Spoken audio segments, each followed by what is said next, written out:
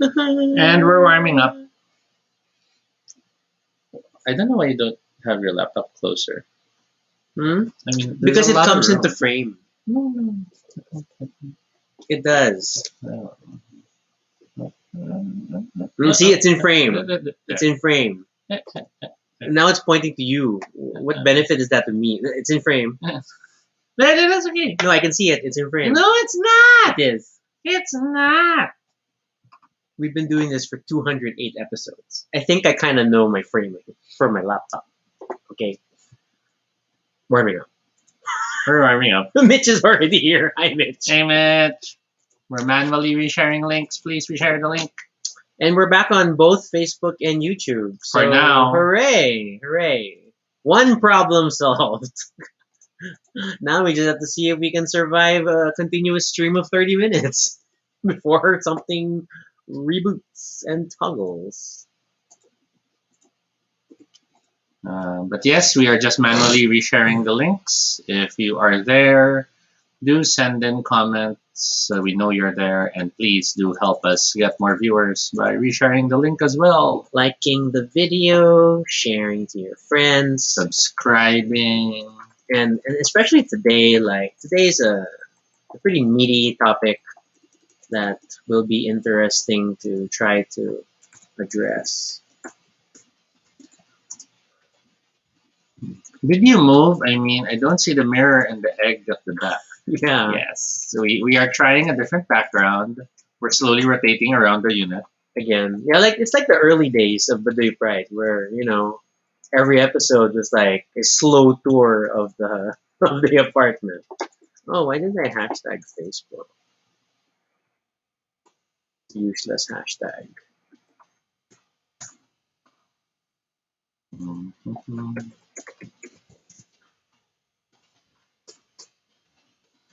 Well, at least the connection is generally working, so that's a start. Yep. Okay, reshare the link. The link is the shared. I'm still getting links. I'm Yeah. turning on monetization on YouTube, as if it's enough to. Hey, yield anything. Kenny. Glad to have you with us. Hello, hello. I need to wipe my glasses. That's my classic activity at the start of every episode. Glasses wiping, all that fun stuff. Yeah. Oops, where's the studio? Okay. I'm not sure. I'm like super. I've been sniffly the past few days, Mitch. It could be our shelf. It could be because we move stuff around, and then there's not new wood smell. There is treated flyboard smell in the bedroom Which when we basically sleep. is wood particles flying around. Yes. So it could be that. I could be irritated, and then Which is why I was kind of hoping to air out the room or something. yeah, but it's like it is what it is. I don't feel. I don't think it's like related to my vaccine shot the other weekend. So I think that's past because it's not accompanied by any other feelings of weakness. Mhm. It's just like a really minor tickle. And I do have it too. And I did have the shot. So. So I think it's a low level allergic reaction that we are experiencing. But I have Vicks inhaler. I'm old school. I have the smear. It's not as strong. I don't mind putting Vicks. And we were putting Vicks on at night. Not product placement. I think we're just Filipino. Because I do have that white flower thing.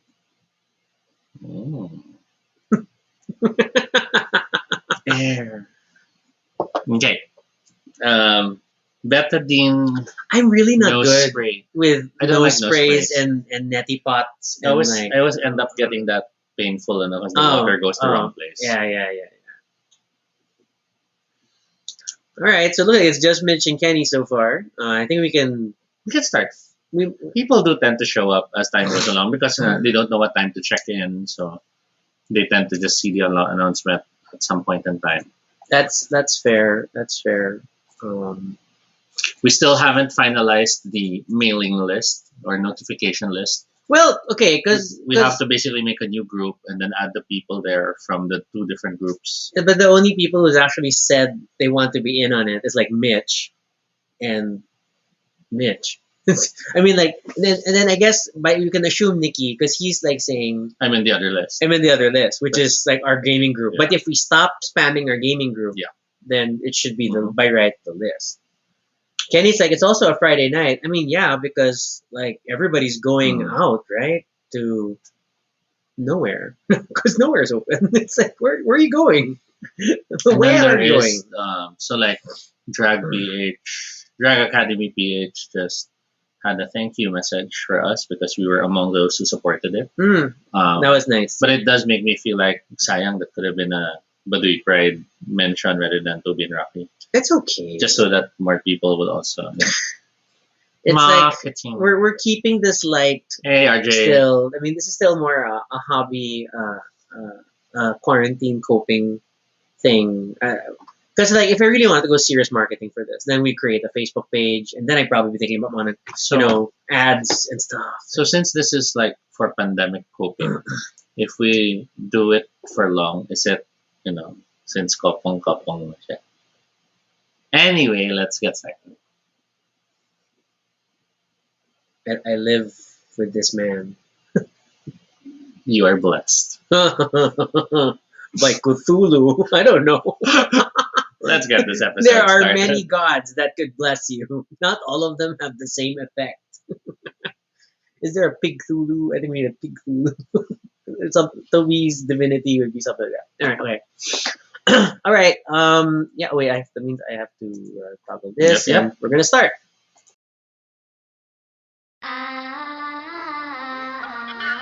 Oh yeah! Really great!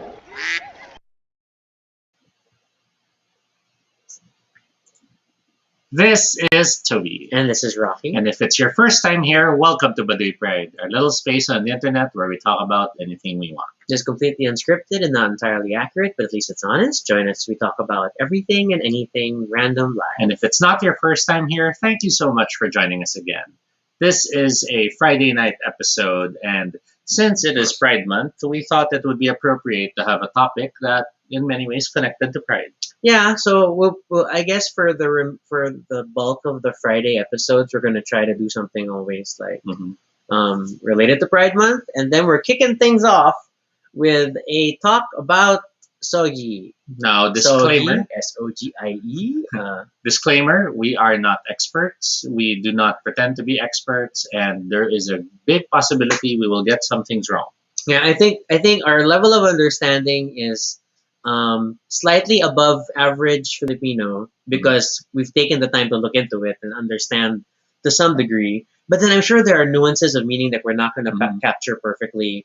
And I think that's like step one, really, is that there's a lot of misconceptions about SOGIE. But at the same time, just because a person is not straight, is queer, is part of the LGBTQI plus community, how many letters you want to add, is that being queer doesn't come with a manual. We don't get orientation and then like this is what SOGIE means and here is your copy of the gay agenda. Please follow the plan.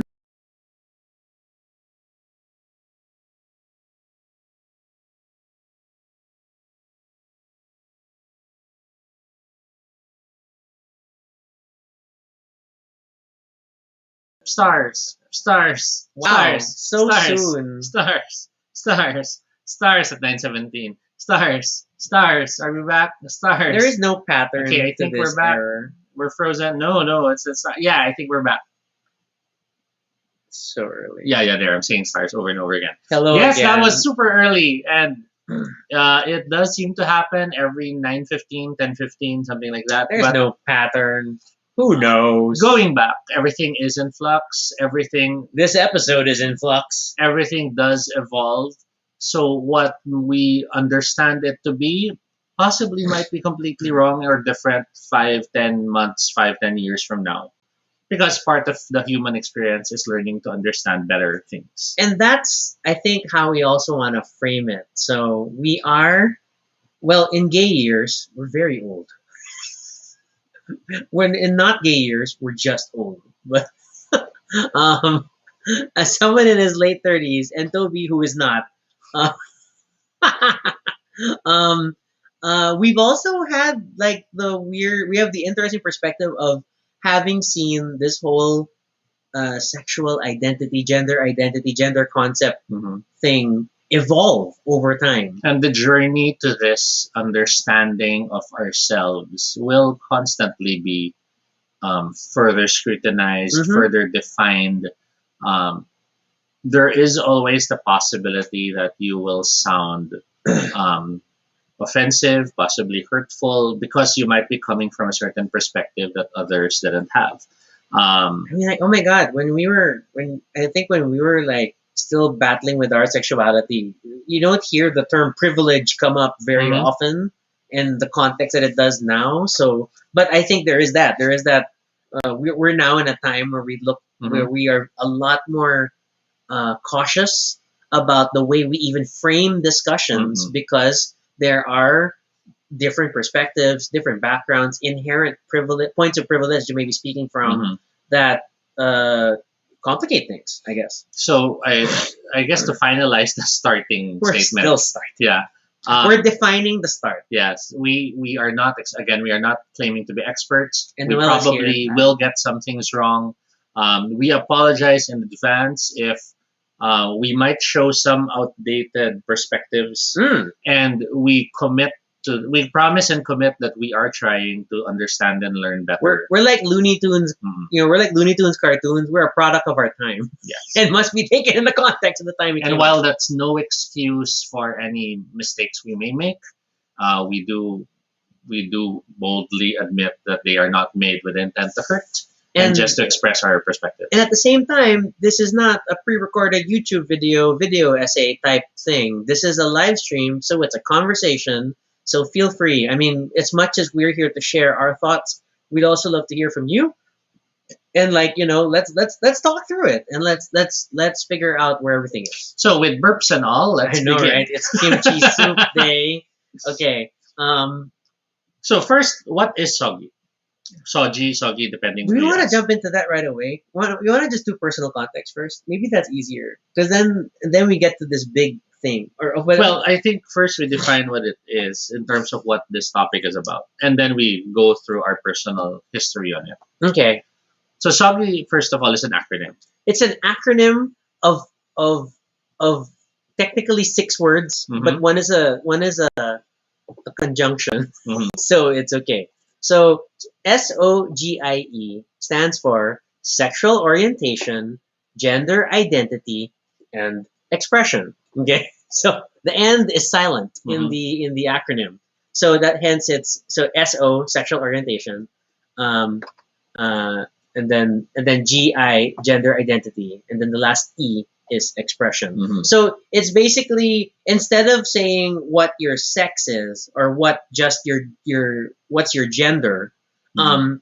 our understanding of personal identity is so much more expansive now that we know that there are multiple facets to a person. Because Mhm. Soji, understanding your Soji also helps avoid some of the misconceptions. Whereas if someone behaves in an effeminate manner, then you can automatically assume they're gay, which is wrong, which is totally wrong Mhm. because your gender expression, the outward way you behave, Mhm. and how it falls along like previous gender norms has nothing to do with who you are and the type of your gender identity and the people you want to be with in a relationship and whatnot. So there's that that's sort of like what the goal of Soji is. Mhm. And thus, everyone, regardless of if you're, I mean, very loosely speaking, if you're straight or gay or lesbian or whatever, has Soji. Mhm. It's just, it doesn't roll off the tongue very well. And it's not yet in casual conversation where Yes. you're like, hey, what's your Soji? You know? There's that misconception that SOGIE is something only for people who aren't straight. Mm-hmm. And the term straight itself is already a loaded statement that has a lot of assumptions attached to it. Which then makes a lot of people also uneasy with the terminology. Because, of course, when you come to terms with terminology, there's always the concern of coming from the same description or the same The same common perspective. ground of Yeah. understanding. And isn't that like, I mean, when you talk about communications 101, right? It's two or more people trying to find a common ground in Mhm. order to convey a message clearly to one another. And our very backgrounds, upbringing, and exposure to things changes our understanding of some of these things related to a concept as big as gender, identity, sexual orientation, and all these things. Now, years back, back when things were quote unquote simpler, or more ignorant. yes, the approach to defining one's identity was a much more narrow perspective. Hmm. A lot of it was based merely on how you chose to express yourself. Others would be very, no, it's about how I feel inside. It doesn't matter how I express myself. And then others were, no, it's what you're born with. It doesn't matter everything else. And if you really think about it, all those perspectives were different aspects of SOGIE. It's that whole, what was that, Plato's cave, right? And then Mhm. like you everybody's describing shadows on the wall, but then it's only an aspect, or the blind man analyzing an elephant. That whole thing. It's basically stressing that we all only have facets of what Mhm. may be the larger truth when it comes to personal Mhm. identity. So there's that sort of challenge. And so we definitely came in our initial upbringing. I think everybody was just focused on sex. Mhm. and and I also, this is like a very very personal opinion. Indirectly, because of that, that also sort of pushed, defined, or shaped the initial LGBT sort of causes and drives, because the fact that you were gay because you like to sleep with other men, and therefore to stress to society that you are gay, then your sexuality is super out there, and Mhm. you talk about sex all the time, Mhm. and thus there was a lot of promiscuity. There was there's a whole aspect of sex being sacred almost to the gay rights That movement in the beginning. it was so much ingrained in your identity to deny yourself to be expressive of sex was to deny your identity. Mm, mm. But And- then you but had there's context, Mhm. because they were being suppressed, they were being denied, they were being questioned that no, Mhm. you're born with this genitalia, and that defines you. and that's where a lot then focused on expression.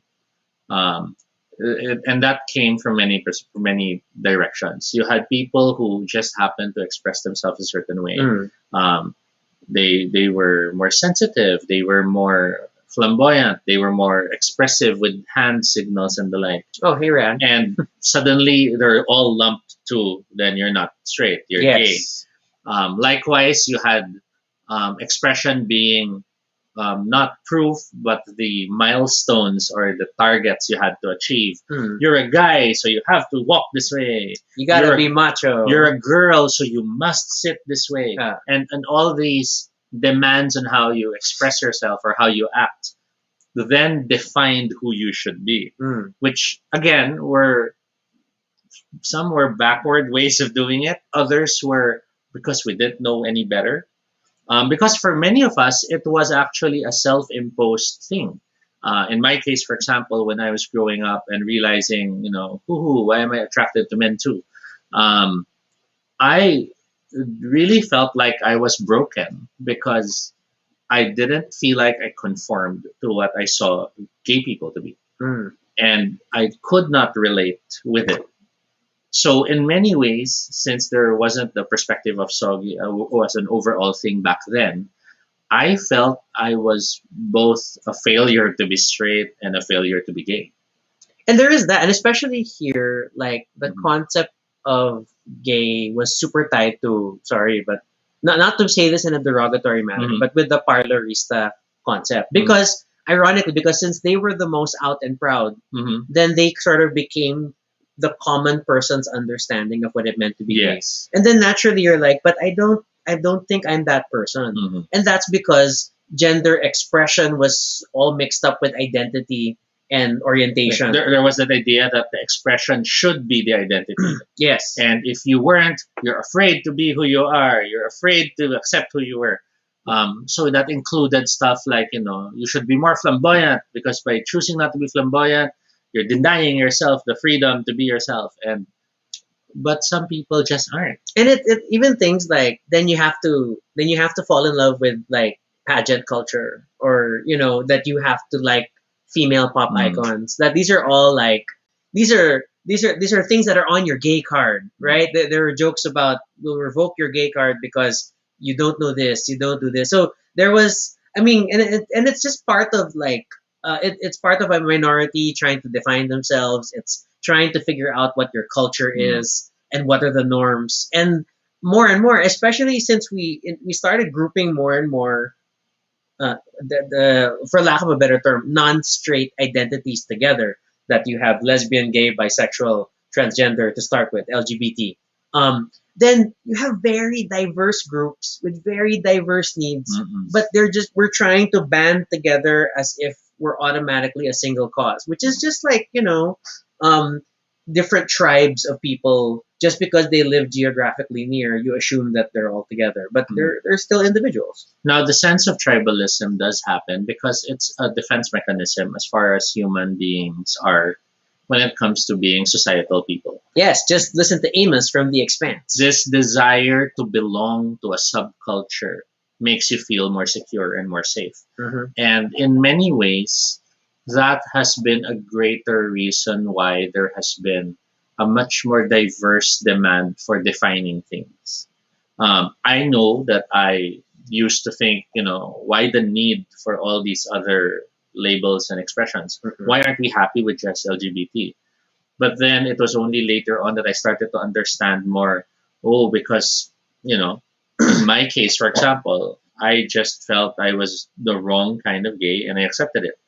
But for other people, they might have not gone through it in the privileged way I did, that I was surrounded with people who were very, very supportive and were very open minded. And, I can't expect them to go through it the same way I did. So there is that angle that has to be considered. And when people start trying to find their tribe, we have to respect that that's part of how they cope with what they're dealing with. And then I don't know, it's like human instinct to exercise taxonomies, to classify, to label, to segment. And you have those others who I don't need a label. I don't want to be, any with you because I totally don't fit in all those categories. And then it's a thing. So hey, Black Swan is on YouTube, and it's like, yeah, he hates that whole you haven't seen or heard this, and you call yourself gay. Yeah, it's frustrating when you have people generally in your own minority group or minority subculture and who are dictating what it should be, when really the whole point, I think the whole message that I picked up when I first started realizing I wasn't straight is that then the doors are wide open, and then I am supposed to be free to fully define what I like, what I don't like, who I am, who I don't think I am, and I don't think anyone should dictate that, even fellow queer people. And I think that's like the brilliance that SOGIE is trying to capture. But again, it's still an attempt. Nothing is perfect, and I'll have more. I have so much to say about that. But let's go through the journey. Okay, so there was that. Toby had that problem. I definitely struggled with the. I didn't immediately accept it at first that I wasn't straight, because naturally it's not normal. It's not the path that is most conventional, and because of the fact that like so much of it confirming initially if you're not straight or not ends up being sex, then that sort of defined the beginning. And so I understand that mindset where my being gay was super confirmed when I finally slept with a guy, and then slept with more guys and super figured it out. And then like that became like the identity moving forward. But then, it totally ignores now, like we know that of course it's totally valid. There are people who are not sexual by nature. And it's still a valid identity, and that's a different journey to explore. But but at least in our context, when in the time that I came out, well, the time I realized who I was, like in the late '90s, early 2000s, then that was like the discussion. Mhm.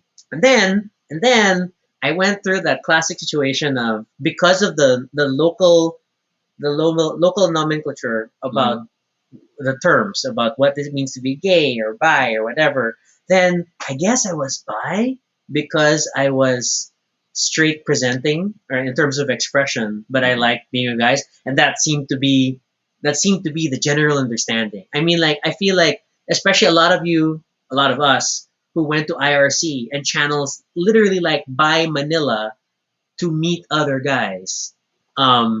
It says a lot, right? It says, and that was a misconception. And I know when I first like started hanging out with other gay people, and I mentioned that I guess I'm bi, and then someone immediately challenged me like, so have you slept with a woman? And like, no. Do you want to sleep with a woman? Like, no. Then maybe you're not bi. And like, oh, is it that simple? Is it like, it's like that? And um but that didn't reconcile like what people online were doing, Mhm. where the moment you said you're gay, then it was assumed that you were effeminate also, and then the conversation would end Mhm. on an IRC perspective, and not even exchanging pictures, guys, because hey, that takes bandwidth. It was just chatting. So what I'm just trying to say is that, because from the time that I were coming out, we were coming out, or at least coming to terms with our identity, not even coming out. That's a whole different story. Um, Gender concepts were unclear, and then because all of us were kind of just like guessing how to go about it, Mhm. I think this is early days of the internet. So there were no resources, there was no references to like how we're supposed to do Mhm. things, and there were a lot of Well, misconceptions and no mistakes. readily accessible Yes, I'm references. sure there were references. That's a good point. But then, like, as a high school, early college student, for me, it's like, I just go with the flow and what other people are Mhm. saying, and I'll mirror and mimic what I see in the chat rooms. So And it was there's a that. very different world back then. I remember in my case, college years, I was still pretty much closeted, save to close friends. And um, so coming out to people outside my circle of friends was Mm, still a challenge, terrifying. because it was, well, thankfully, again, part of the privilege was we weren't necessarily in a place where coming out Oh, meant you'd be beaten up, Rihanna likes our shirts. Thanks. right? Okay, yeah. But at the same time, we were dealing with the Philippine culture, wherein there were very defined expectations of what you should be if you came out. Mm, So a very common thing I always got was, when I'd come out and say I was gay, they'd be like, "Eh, hindi ka naman nagbibihis babae. You don't act like a woman. You don't, ganyan." Which always was an odd thing for me, until of course Sogi helped me understand, because they were trying to expect me to express myself in a certain way. There was the huge lack of role models. yes. Yeah, you didn't really look at media and go, look, these are gay people too, and look how I'm more like him and not like him. Yeah, I mean, like, what do we have? We had like Ricky Reyes, who's had like some styling shows. We had a lot of comedy based Mm. portrayals of homosexual characters. Everything from the portrayals of Dolphy, to comedians from, Rene Requestas, John Lapos, and the like, were all playing very flamboyant Yeah, and roles. we're not speaking to their individual gender identities, We're talking but about in terms how of they were presented in when media. when you talk about gay people, you'd look at movies and you'd see those roles, The gay sidekick. and Yeah. it wasn't necessarily a fit for some of us. So there was that confusion, and it didn't help that when you tried to approach people in hopes of defining yourself, they would point to the same thing, Mm. because they didn't really have. Because that's the shared context we Yes. had. So the journey to coming to a point of realizing SOGIE existed as something to use as a reference was a very long one, Yeah, and yeah. took quite some time. And I think there were already terms that eventually got incorporated into Mhm. SOGIE as we were trying to define it. I know, like, in my early days when I was chatting and stuff, and, ooh, IRC days. It was really like when I would explain myself or Didn't know talk to me yet. other people, super no encounters. then I'll be like, I know I'm gay because I like guys, Mhm. and that's about it. I'm still a guy, which translation now is like I present as male, but um, but my sexual attraction is to other guys, and that was it. Because I normally, wow, lizard's really loud today. That would be my response when I would say I'm gay, and then they're like, oh, you're are you loud or no halata? Are you a femme? And like, no, that's not what gay is. And then I started like that I was very antagonistic in conversations like that. That was like the initial thing, and then so there were definitely a few milestone moments in media Mhm. that gave us interesting perspective. So recently, like, okay, so Toby never really watched Friends. He watched random episodes, but he didn't watch the whole thing. So we're now watching Friends again, and I had forgotten how integral to the main plot that was this that Ross's ex-wife was a lesbian. Mhm. And I had totally forgotten about it. I had forgotten all the sort of gay discussions that were baked into Friends. All the gay jokes about Chandler and all these things. I had totally forgotten it. I don't know why. But it was a thing. Um, and I think it wasn't until later shows like to some degree Will and Grace, Mhm. and then Queer as Folk, which I'll get to talk more about in a bit. That things really, really stress. So, Rehan mentions, anong pinag-usapan nyo? Hindi ko gets. That's true. Mahirap talaga maintindihan yung SOGIE. Because the initial idea is, basta lalaki ako, straight ako. Basta bakla ka, Malamya ka. malamya I ka, don't know. maarte ka, gusto mo maging babae. And that's not true. May iba't ibang way or facets na in-express ng tao ang personality Oh, nila. so Noel says in agreement because hey, generation friends. Mhm. Basically, it was harder back then because there was no visible role model. We couldn't identify ourselves with anyone apart from what media is showing us. Hence, we were drawn to places like IRC because we get to meet PLUs, and even the term PLU. Oh my god! It just speaks of how like secretive, scared we all were. PLU is people like us. Mhm. And then, of course, you have people like Jay who have to ask what MIRC is. Okay, MIRC is IRC is Internet Relay Chat. It was just texting. There used to be no messenger apps. There was no location based, no Grinder, no Growler, no Scruff. No WeChat, no Viber, no Messenger, no Google Meet.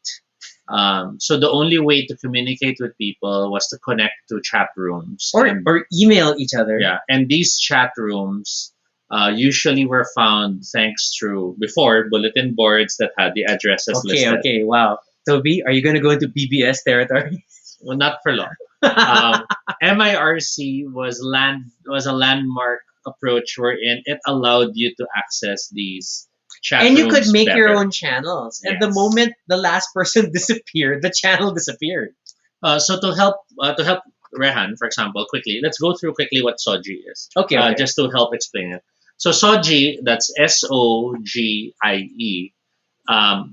targets different parts of how a person relates or presents themselves. So paano nila sinasabi kung sino sila? Mm-mm. So first is SO, which is sexual orientation.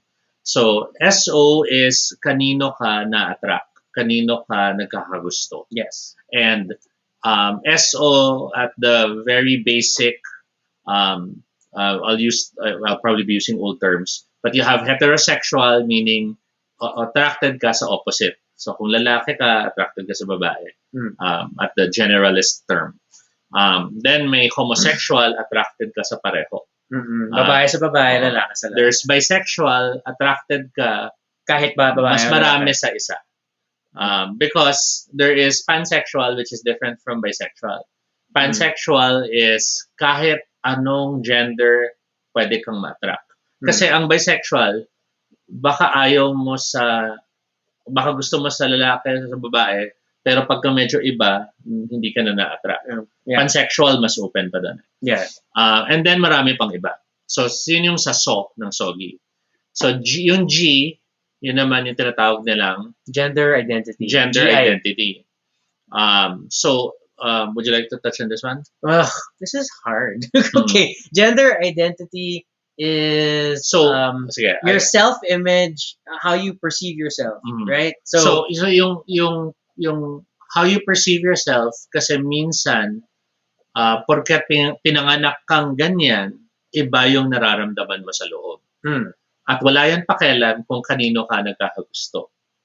So, the basic, not the basic, but the starting point, I think, for understanding is merong cisgendered, meaning kung ano ka nung pinanganak ka, yun din yung nararamdaman mong identity You're mo. born a guy and you agree you're a guy. Oh, so meron kanyan, di yun ang identity mo. Meron din yung transgendered na hindi nila na-feel kung anong na-assign sa kanila. So, this is what you have, but you feel it's different. Yes. And then, merong non-binary, hindi basta-basta lalaki o babae ang nararamdaman mo as your identity. And then there's others. So, marami pa yon. So, we have the SO and the G. Na GI, tapos na. Then, E is expression, which is naman how you behave. So, lalaki ka, and kilos lalaki, so that you're a guy's guy. Then, then you're masculine presenting, whereas opposed to lalaki ka, straight ka, but let's say medyo malambot. So, it doesn't mean you're gay, but you're just a more effeminate straight person. See, now that's where I'm now. So, ang alam ko, SOGIE. Kasi G was gender, I is identity. Oh, yeah. Identity was the cisgendered and the like. Gender is assigned at birth or intersex and so on and so forth. So, may biological aspects pa yan. This acronym's not great, guys. But yun yung tinatawag nila SOGIE Rehad, na may iba't ibang klaseng tao. May babae na hindi nila pakiramdam babae sila, pero wala silang interest na magkilos babae. Pero meron ding babae na kilos babae pero mahilig din sa babae. So maraming iba't ibang tao at hindi ibig sabihin na porket ganito yung kilos niya, hindi siya ito. Nasa sarili niya kung paano niya i-identify yung sarili niya. And ultimately, and it's hard for us to explain SOGIE well. Yes. And we're not straight. And this has always been like my main concern / criticism about us pushing for gay rights under the SOGIE banner right away. Technically, it's correct. But the average person does not understand. And they'll block out na the moment they don't understand. So it's hard to push for it when we have a lot more education that we need to do. We need to help people understand what SOGIE is supposed to mean. Kasi SOGIE, again, does not apply just to gay people. It's everyone. A woman who is being told at work to dress more like a woman is being attacked for her SOGIE. Because she's choosing to express herself in a different way that others are telling her to express herself as. And those are all SOGIE concerns. Or rather, they are all concerns that can be seen from a SOGIE lens and a SOGIE perspective. Yes. And that's what I feel is the flaw by pushing gay rights under the SOGIE banner. It then makes a lot of people think it's just for gay rights. They don't realize it's about human rights, which is what gay rights are about as well. They're human rights. So it's that challenge.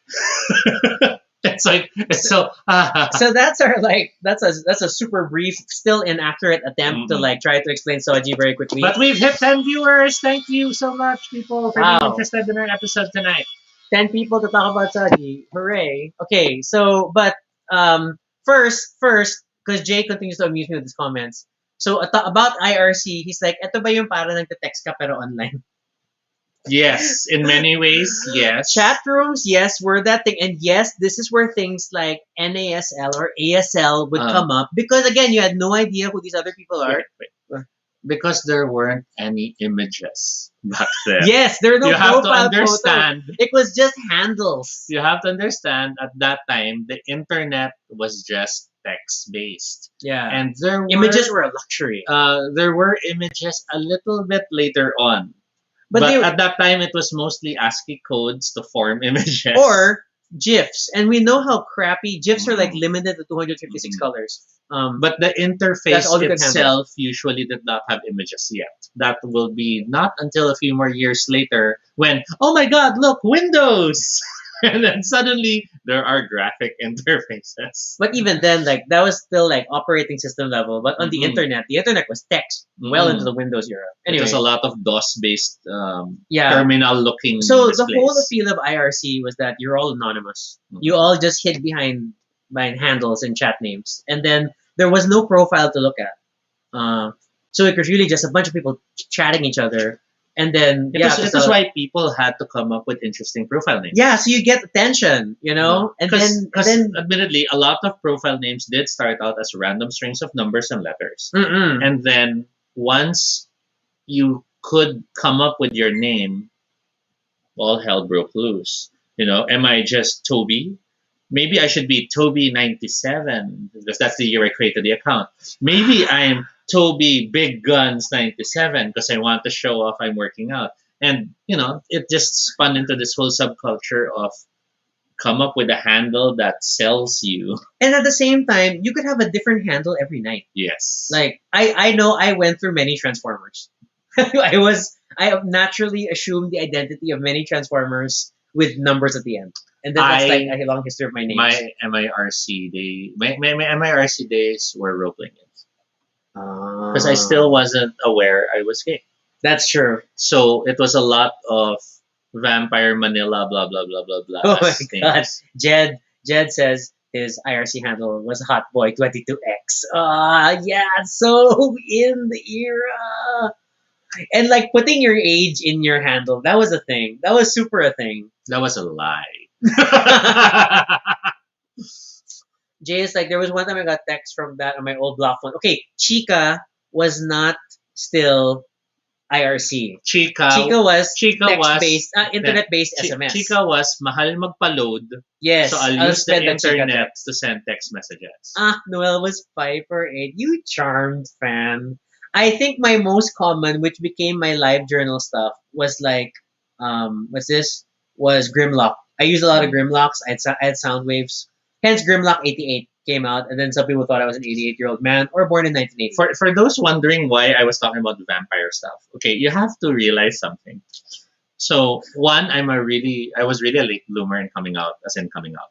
I only came out, I already knew Rocky. So that tells you if we've been together. But okay, that's like to your family. Yeah. But then to yourself. Yeah, but it does give you that perspective of I'm that late a bloomer in terms of doing a lot of milestones gay people do. Yes. In terms of Toby's a Tito gay. In terms of using online stuff to hook up, Rocky, what did I try using? Multiply. Other than that, the other one I used to reach you. Well, okay, Guys for Men was designed for that. That's fair. And beyond those two, I didn't really use anything. Yeah. It was only with Rocky I ended up starting a Facebook account and a Twitter account. And it was only with Rocky I eventually started even using other apps. So I'm like way behind that area.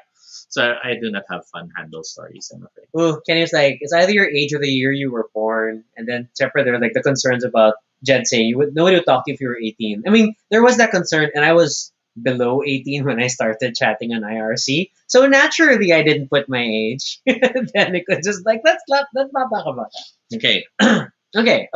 So I mean that's the context of like our initial coming out, and then then I need to talk about weird unifying moments in gay culture, pseudo unifying because Toby missed that train. Was this Queer as Folk?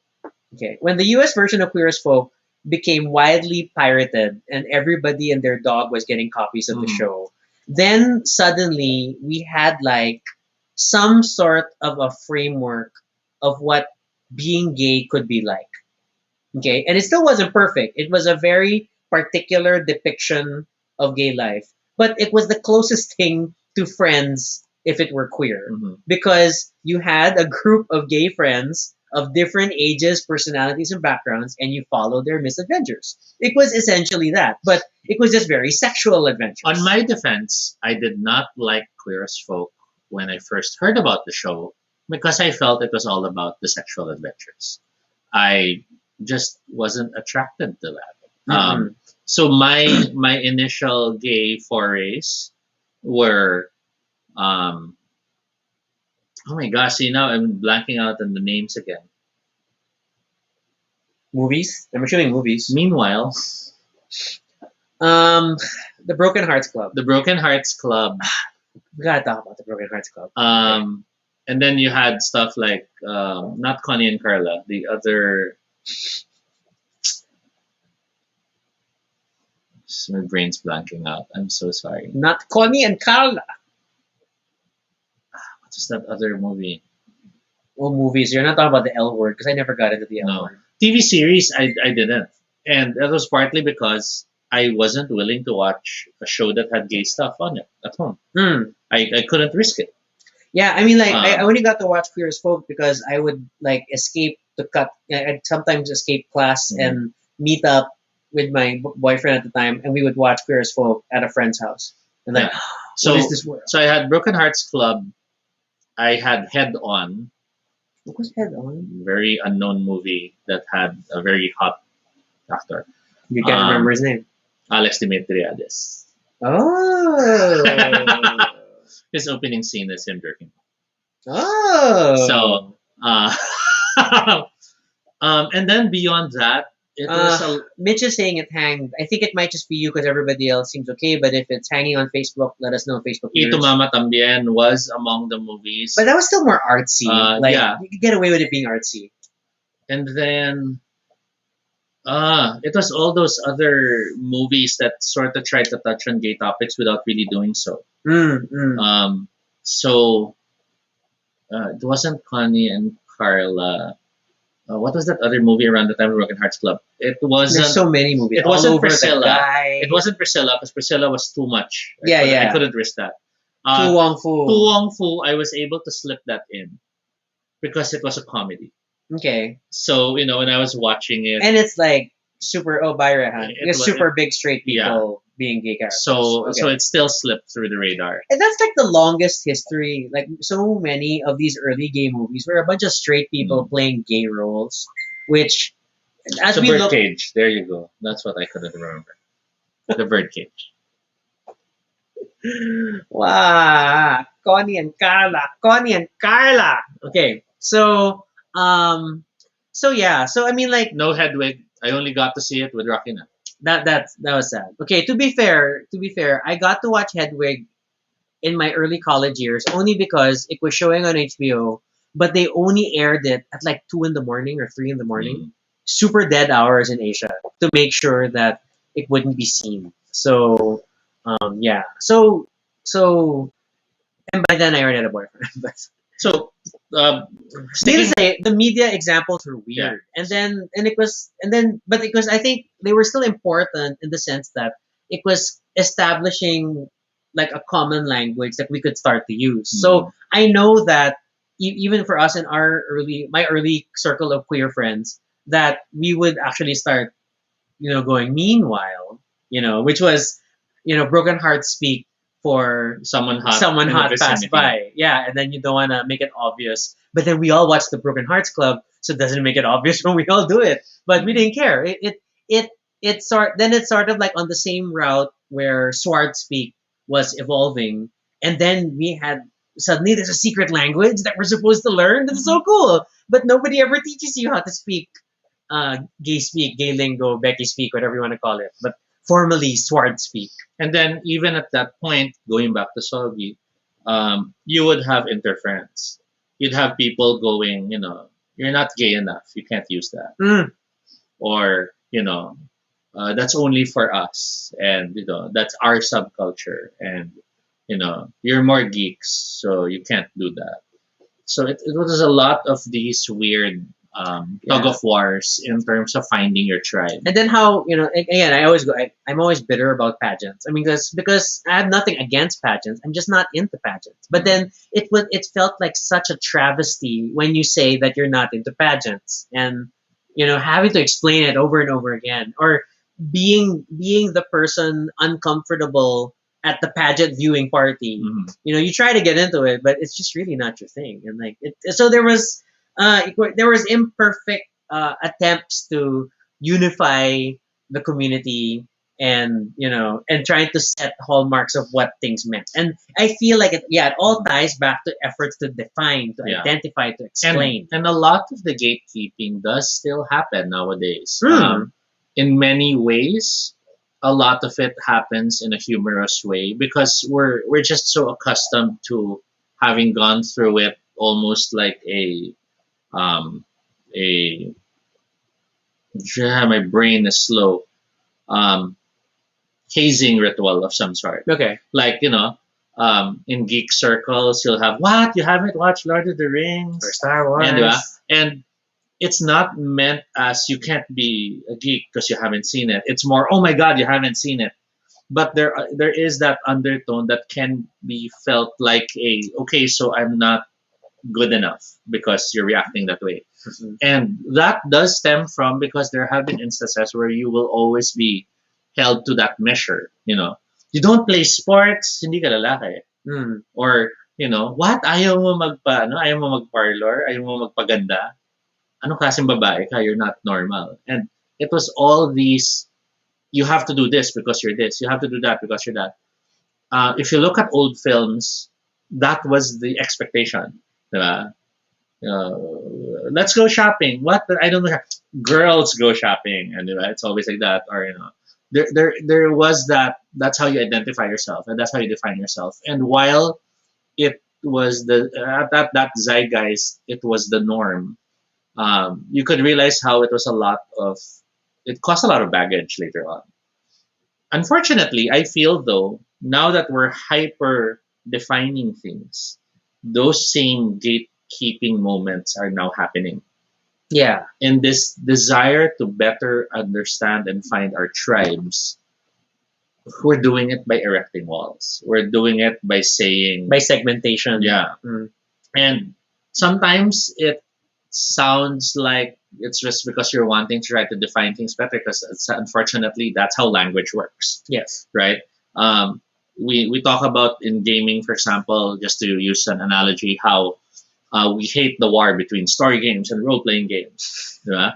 But then, if you have someone who's expecting a story game and they dive into a tactical role playing game, they'll hate that experience. Mhm. So the definition is important.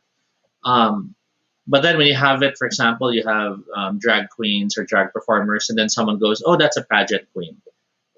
Yeah. Even You're- this taxonomy they're trying to Yeah. impose on drag queens. And SOGIE can extend to that in ways because you could think of it as, but that's their expression, Mm-mm. and their expression sometimes is also their performance. Oh, I feel it's even more complicated with drag. Yeah. Which is like there's the SOGIE of their drag persona and their SOGIE out of drag. Yes. Which sometimes, or more often than not, is different. But then if you look at the philosophy of drag, wherein we are actually all in drag, Mm. then that tells you that we all also have multiple layers of stuff. Yeah. When I'm at home, I'm a bit more masculine. That's not necessarily because I'm ashamed to be myself, but because I'm more comfortable being that when I'm there. Mm. Just as when I'm with my friends, I'm a bit more expressive and flamboyant. And it's not because I'm ashamed of being bi. It's just that I don't feel it's right for my family to hear about how I want to fuck a certain actor.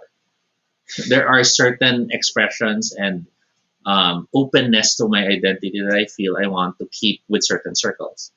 So that's what I feel about how the lines and the restrictions can be double edged. Mm-mm. And I think that's also, so it's sort of like, and this is a very terrible example again. It's sort of like your MBTI, your Myers-Briggs Test Index. Mm. So the MBTI in itself is a flawed mechanism that is highly abused and misadministered Mhm. to lead to incorrect results. It's the modern day horoscope. Yeah, yeah. But Yes, and I've said this many times also. But your MBTI is merely measures on a scale, right? And it is not what's this? And it's not absolute. Your MBTI, because it is tied to your self awareness and understanding, changes over time. Mhm. Also, uh, and and just because it says like I'm introvert, but you could be an introvert on the cusp because your score is in the middle, Mhm. then that means you can still flip extrovert. So the same thing with SOGIE. Then I feel like there are aspects sometimes, especially maybe for the behavioral stuff, Mhm. the expression and the like, which can be a bit more can tailor to your social context, to where you are, and all these things. No, I was like, I feel dapat may focus Mhm. group on topic na to. No? I know, right? Yeah. And like, but I don't know who to pull yet. Another aspect to consider is the fact that when we try to define these things, so in the olden years, it was very binary. It was very graphed. Hmm. You're straight, you're gay, in the middle you're bisexual. Later Yeah. on, we started to realize it's more of a spectrum. You're straight leaning and this and that. But then you realize that spectrum in itself Was an insufficient matrix, and you needed another and axis. and ignores the zeitgeist of the time. Hmm. So, for example, to use a different example, when we talk about sex, we talk about vanilla and adventurous. Oh, or like whether Right. there's anal or not. Yeah. You know. Now, in that vanilla to adventurous spectrum, there was a point in time when oral sex was close to adventurous. Yeah. But now it's more closer to vanilla because oral sex is just oral sex now. Plus, there's like sides now, and like And that's the thing that people realize fail to realize about these definitions and these attempts to define things. Um, it's all well-minded to want to make the well intentioned. definitions Yes. clear, but you have to pay attention to how time affects these terms.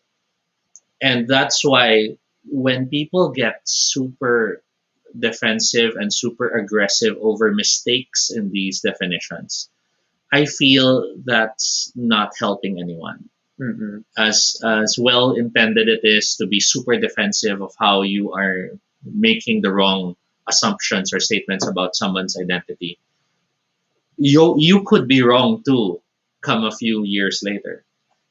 And I think an interesting analogy for this, like to help provide context, just look at uh, the change in perspective on RuPaul's Drag Race, where initially the initial message from Ru was she-male, right? And there was a lot of use of tranny and trans, and but it didn't.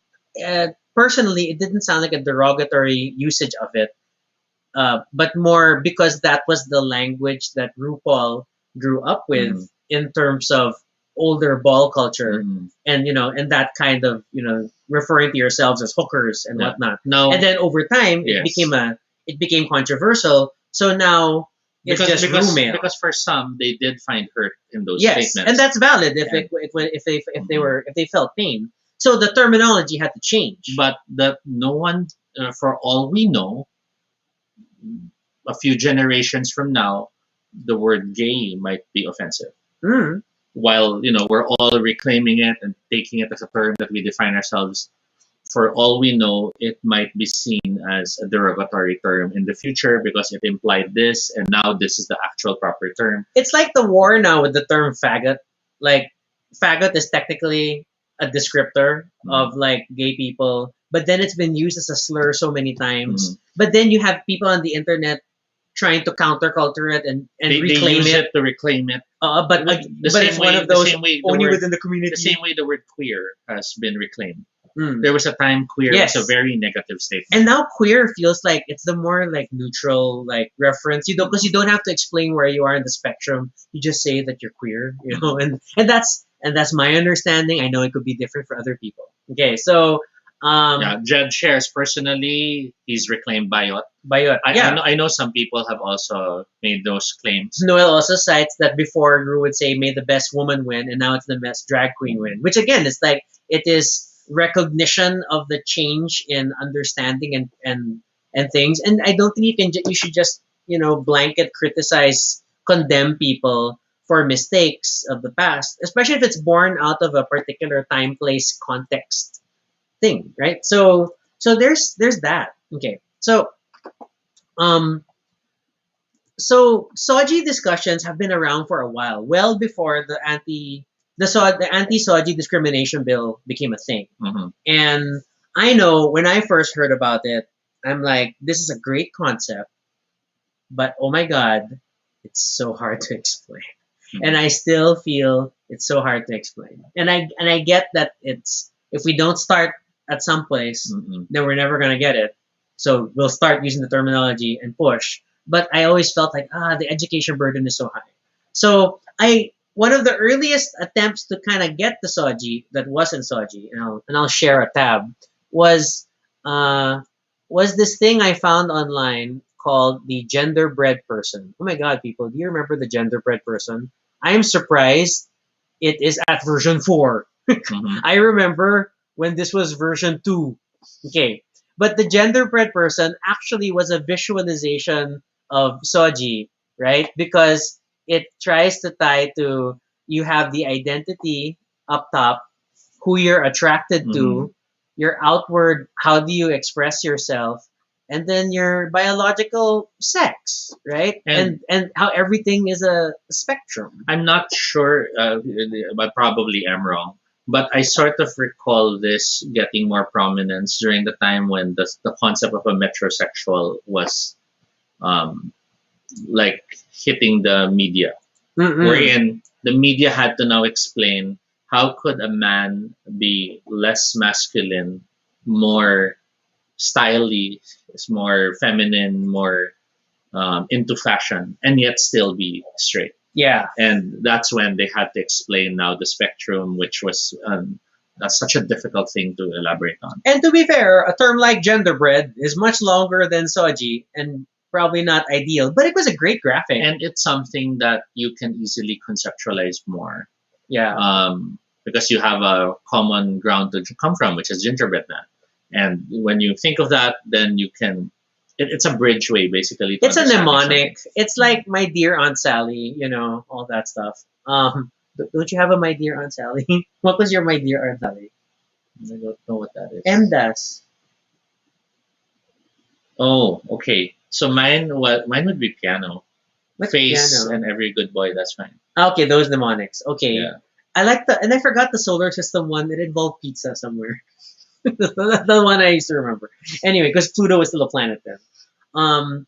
So yeah. So it's so mixed feeling. So I appreciate the how expansive Soji is as a Mhm. concept and how it really tries to capture all aspects. And yeah, like depending on the definition sheet you look at, then it's like it some will also include who you're romantically attracted to Mhm. as part of this spectrum Because sexual attraction and romantic attraction are different, which is weird to me because I grew up with like them being the same. But I Me, get I can relate to it. I yes. totally get some. There are lots of sexual attractions, but romance, no way.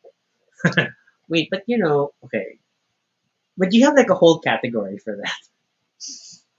We're not talking about that on air. Toby has a whole No, category. we are not talking of about guys that on air. that are or sorry, not even guys. Sorry, Toby's bi. So Yeah. and I say bi in the sense of it's the term that he became comfortable with.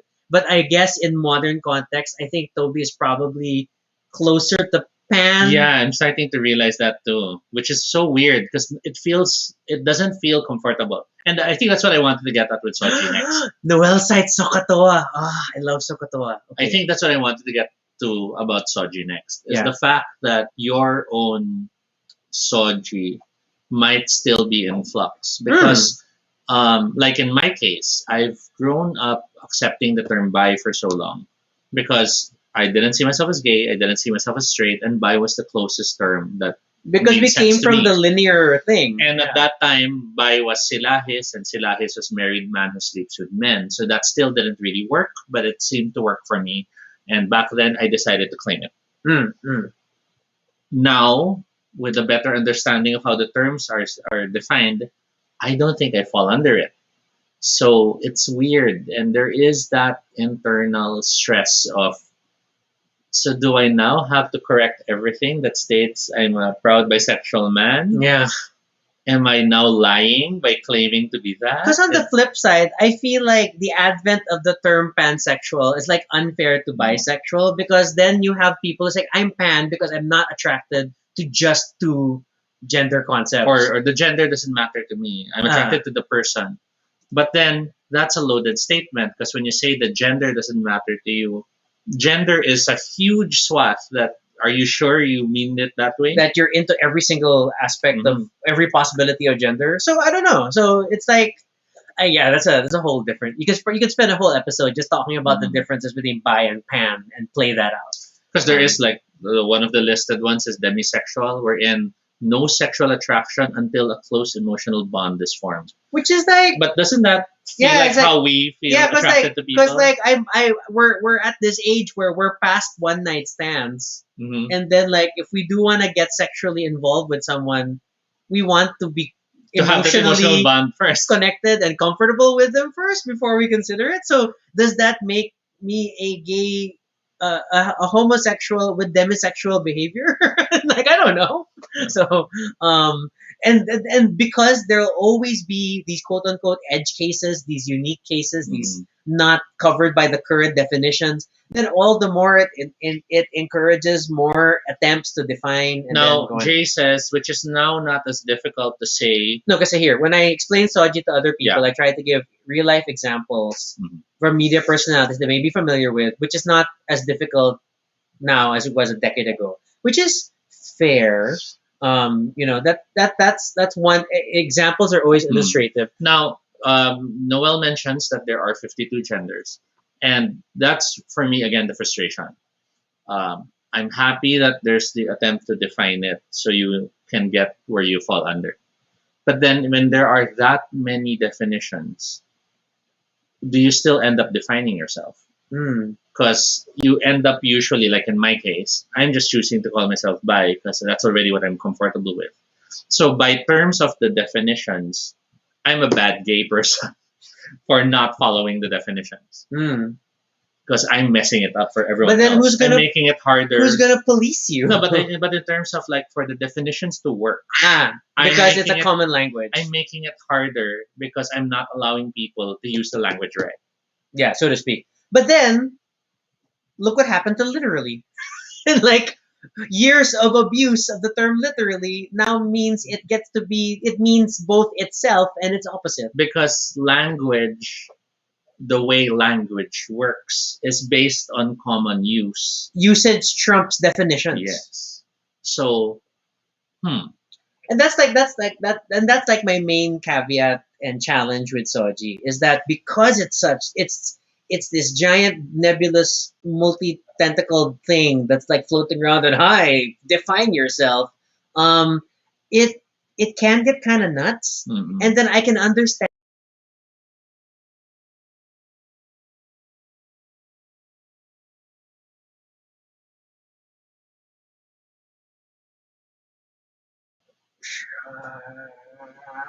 yeah, I think we're back. Shark is restoring the feed. We'll see how that goes. Sorry about that. That this tends to happen. Uh-oh, I only see stars on Facebook. Okay. Noel jokingly mentions, "Can we just call ourselves gender fluid?" But And- are you offensive to gender fluid people? Yes, that was what I was gonna say, and that's the frustration I have with it. We're in Because there are now so many possibilities for misstep. yes, and I was afraid to touch on this topic because I feel we're pointing targets on ourselves. There's bound to be someone who'll take offense in something we're saying, Yes. or in how we're limiting a definition, or how we're changing a definition. Or just being plain wrong. Or worse, it might even be something as simple as you use that word when you expressed yourself, and that's offensive.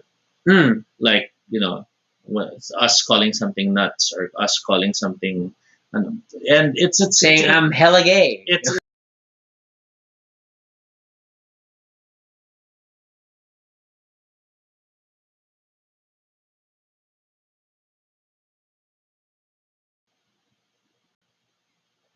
Hi. Hello. That was a double. I don't. Why are we having multiple disconnections and not multiple orgasms? That's a more fun multiple. Are we back? Are we back? Nakakawala ng buwelo. Yeah, I know, right? It's like, Ay, basta. Ako, I just wanted to cover the topic because it felt right. And I've already accepted the fact that no matter what we talk about, someone will be unhappy. there will be someone who will be unhappy. They may or may not choose to bring it up.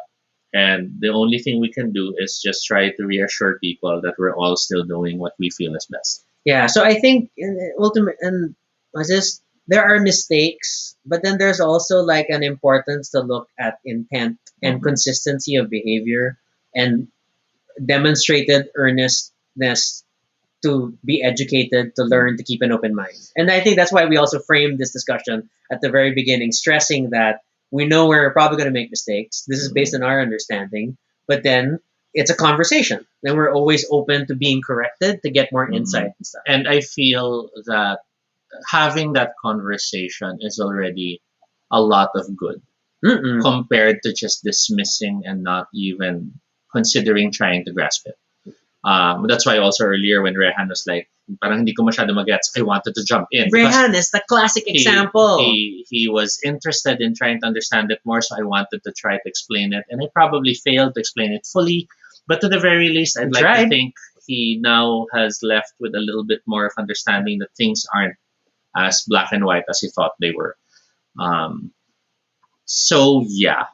Jay has a long comment. So he first encountered the concept of SOGIE in college around 2013. Oh my god. Okay. Right, that all right, I'll move on from 2013. All right, and then I did not really grasp it at the time, and so I wasn't able to understand it myself. One thing I remember is that sexuality is fluid, Mhm. and that sounds redundant. I mean, hindi ko pa naunawaan yung SOGIE ko at the time. So what I just kept in mind was that sexuality is fluid. Yeah, then I think that so because of how big and complicated, or at least complex, SOGIE as a idea can be, then learning it as a process. Just understanding it objectively is a bit of a process. Mhm. Applying it to yourself is a whole other process, and trying to figure out where you are on these different Mhm. spectrums. And it's always going to be a challenge. At least there's a framework now Mhm. versus our time where you just had very narrow representation, very limited role models, and then the rest is up to you. Mhm. And I feel that that is the more positive way of approaching Sochi. I'm not necessarily saying it's the better way, but I do feel that if the narrative was more about how, it's not about what box do you fit in, but it's more about, hey, this is how wide it is. You can find yourself. Hmm. And you might feel like you're weird or you're wrong or you don't fit in, but trust me, this is big enough that you are actually still here. That's a And nice perspective. and if that were the perspective people focused on rather than, no, you're not gay. The way you're acting, you're insulting people who are gay and ganyan. You're supposed to be into Lady Gaga. If it were instead seen as, okay, so you see yourself as gay. But the definitions are much wider, so you might want to also look because maybe you feel you're still not fitting in, and that's fine. But if you're happy where you are, that's great too. If the conversation was more like that, I feel it would be easier to grasp because then people realize, you know, we're all soji. We're all We all in have that SOGIE, box. yes. And why don't you find out where you fit in rather than Or at least what feels like you Mhm. now, and it may be different yes. a few years hence, and things like that. And it's I wish people were always more open and more understanding, but that Mhm. is not human nature, and so it's an uphill battle to understand.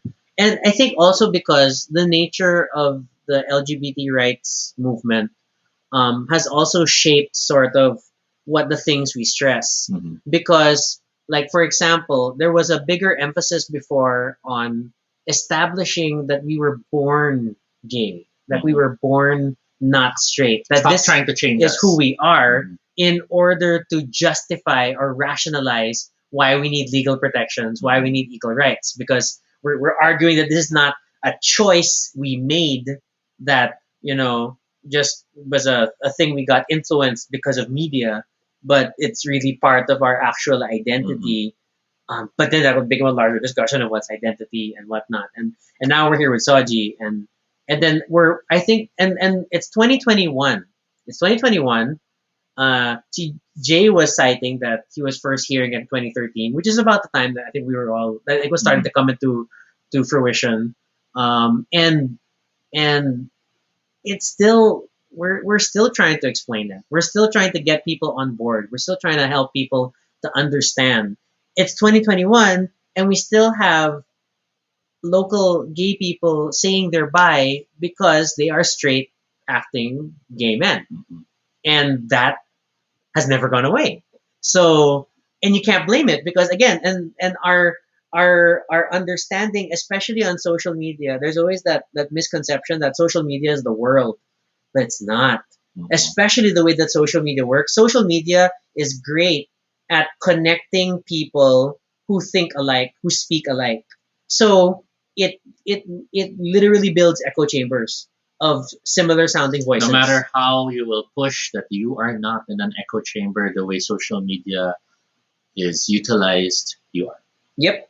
And that's why and I always like to sort of make fun of this to some degree, on, like, I'll have Twitter or whatever, I'll have online conversation with friends, and casual mentions of Twitter people will come up. And because they're Twitter gays, so to speak, or whatever, then it's assumed I know who they're talking about. Then I'm always like, no, I don't follow this person. I don't see this person's updates. And it just stresses again that, we're both not straight, but we're in completely different social media circles. Because the way social media works is based on engagements, and um, so like um, there's a lot of these trending things of things to do for people on this or that platform. Okay. um, in the past, Instagram, Twitter, Facebook, whatever, everything from planking to the water bucket challenge and all this and that. But lately in Twitter, you have all these photos where people are all doing the same thing. Yeah. And when people were commenting on it, I was like, so I've seen one, and I realized I do have a lot of same mutual friends. Mm-mm. But the algorithm, despite me having them as friends, Doesn't still show you all their posts. aren't showing me their posts because I'm not engaging in them. And since I haven't been engaging in them, the system is not showing me more and more of these. So I don't feel like it's that big a thing. But then when I see some people, because you sometimes see their retweets, right, when they Yeah. reply, when they're talking about it, it's like it's the biggest thing ever, and everyone's doing it, so I'm gonna do one. Or everybody's talking about this fight, And and I don't know what the fight is. and I'm like looking at it, and I'm like, wow, I guess that's really how the system works. Yeah. And you realize that goes with every social um, online social media thing, because that's how they get their engagements. If they don't connect you with someone who's talking already about something you want to talk about, then you'll get bored staying on that platform. Well, at the same time, I put on my digital marketing hat, and the system is designed this way also because, yes, one, it's an engagement engine that it wants to feed you the things that you're going to click so that you will keep going and going. But at the same time, thus it's a paid play. Yes. So that it's telling brands that, sorry, because you're not in those circles, the only way you want to get your messages to these circles, you have to pay for ads. Mhm. And you get to target them, Yes. and then it gets pushed into their feeds whether they like it or not. And that's why every third or fifth post in your timeline, news feed, or whatnot is an ad, because that's how they make money. That these different social media experiences curate your environment so that you only hear yourselves, but then a brand can pop in, it can pay to pop in order to push their messaging. So, and that's it's just how it's just the business model. But yeah, but going back to the main point why I brought this up is, so social media is not the world, and we're often convinced that because, hey, we're all patting ourselves on the back, we all understand SOGIE, we're all pushing for LGBT rights, we're all pushing for the discrimination bill. But but Average your person, average person in the province is not seeing your tweets. actually not just the province, the average person doesn't know it. I mean, That's let's face true. it. Noel was mentioning at its core, we need to respect each other for what we choose, but the ads as well. It's like yung mga ang galing mo, ang gwapo mo, ang successful mo, pero sayang, pero bakla ka. Or the other way around. You know, my son's gay, pero doctor naman siya. Ganyan. So all that is, all that is reflections of how they're not thinking of SOGIE, or they're not aware of how it's there in our existence. Um, which basically again tells you that the system has not, well, the mainstream has not fully latched on this terminology and idea. We are very vocal about it in our social media circles, yes, but we should be more in other circles outside of our social media circles. We should find ways to incorporate it into discussions that are less about how you're wrong in doing that and more about, hey, have you considered looking at this?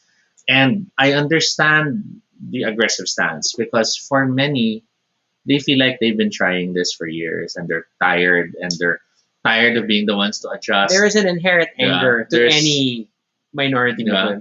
movement. Too many have suffered because none of you have done something to change it yet. And, there is that distinct anger. And I get that and I respect that. But I still always feel two wrongs don't make a right. Mm-mm. Even Then- if math says two negatives will become positive. don't flirt with me.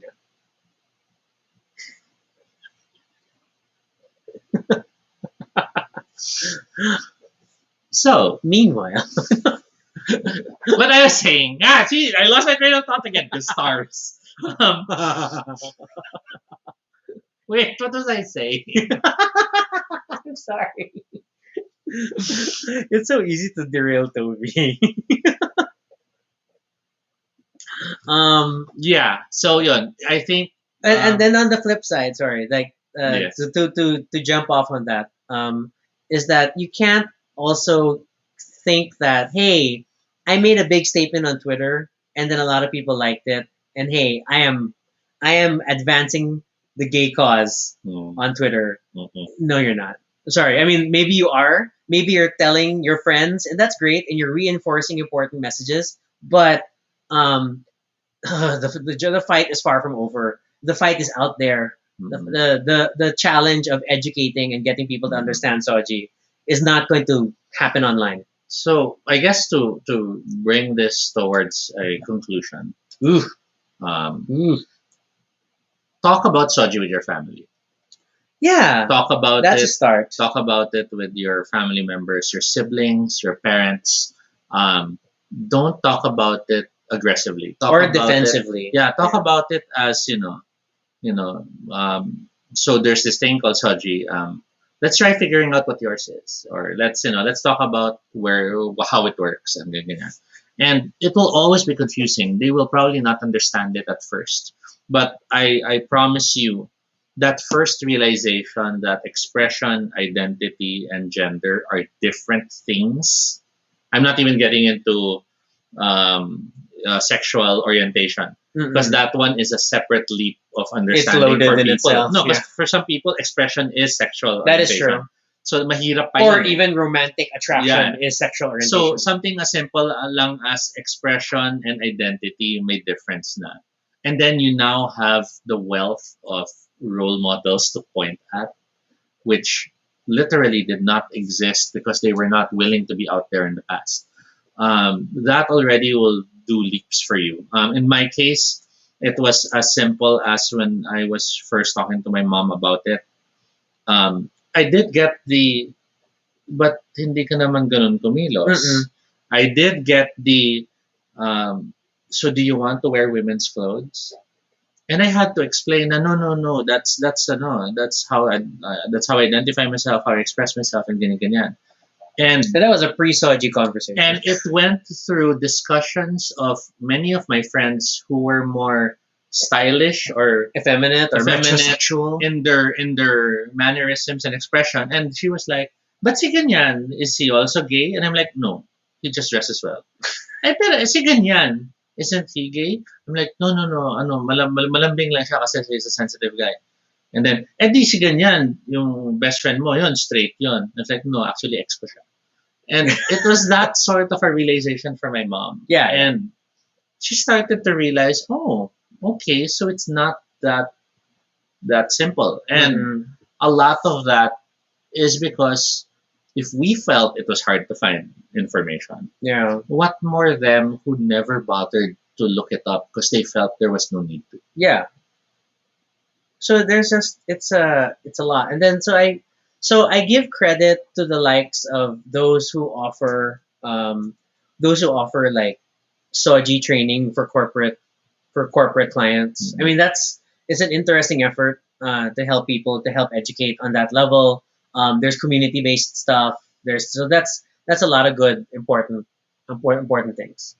Yeah, I see the Facebook thread between like Jed citing there's a lot of like inconsistency, like Yes. because but again it ties to the fact that we don't have a universal common understanding of all these concepts, and so yes, abuse, misrepresentation, misuse is Mhm. often comes up. As much as we are trying to reclaim terminology, at the same time there are a lot of people who fall back into using gay as an insult, Yeah. using being trans as an insult. Mhm. And yes, it's not exclusive to straight people. And and it's again, it's not a it's a process. It's a process that we all need to go through, and I will always feel it's not gonna get done by calling each other out publicly on social media.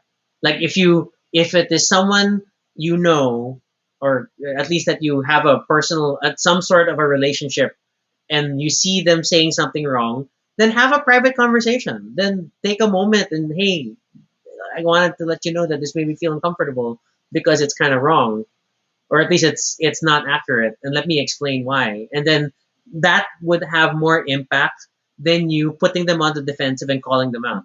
Or worse, which is so common, which hurts me every time it happens, is when people screenshot, retweet, or repost the post of someone they don't know in order to shame them on their own feed. Mhm. And like, hey, I mean, like, there's no denying there are a lot of mistakes that are happening online. But then, does that help? Mhm. Does that really help advance the cause? Does that help educate people? Does that help people better understand? Instead, we're all just stirring the pot and making more fights. Or finding ways to feel better because look, I'm not that person. Yeah, I'm smarter. I'm better. I have a better understanding.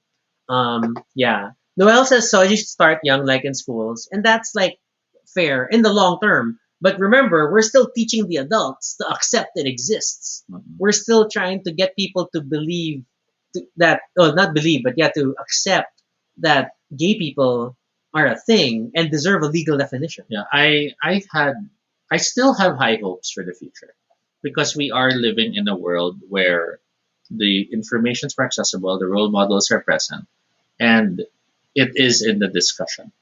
People do talk about it now compared to before.